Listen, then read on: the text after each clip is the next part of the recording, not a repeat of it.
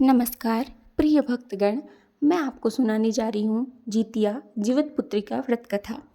आप सभी ध्यानपूर्वक और बड़े ही प्रेम और श्रद्धा भाव से सुनिए।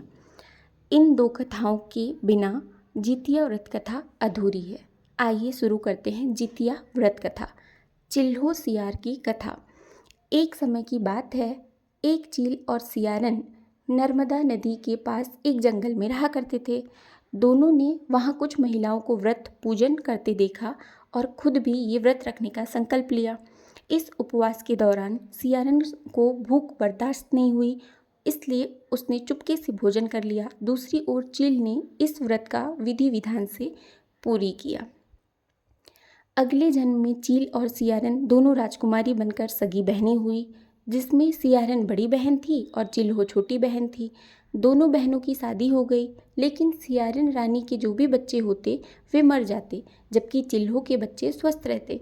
सियारन को इस बात से जलन होने लगी। जलन के कारण सियारन रानी अपनी बहन के बच्चों और उसके पति को मारने का प्रयास करने लगी, लेकिन वह सफल नहीं हो सकी। बाद में जब उसे अपनी गलती और भूल का एहसास हुआ तो उसने अपनी बहन से क्षमा मांगी। बहन के बताने पर उसने फिर से जितिया का व्रत का विधि विधान से पूर्ण किया, जिससे उसके पुत्रों की लंबी आयु हुई। इस प्रकार इस व्रत को करने से पुत्रों की आयु लंबी होती है।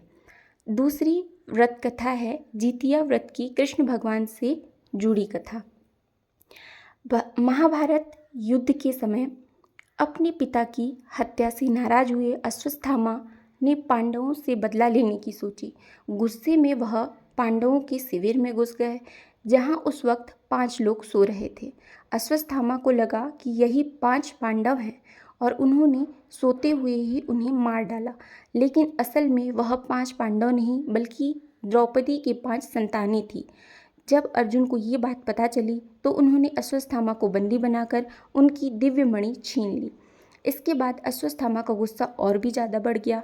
तब उन्होंने बदला लेते हुए अर्जुन के पुत्र अभिमन्यु की पत्नी उत्तरा के गर्भ में पल रहे बच्चे को उनकी गर्भ में ही नष्ट कर दिया।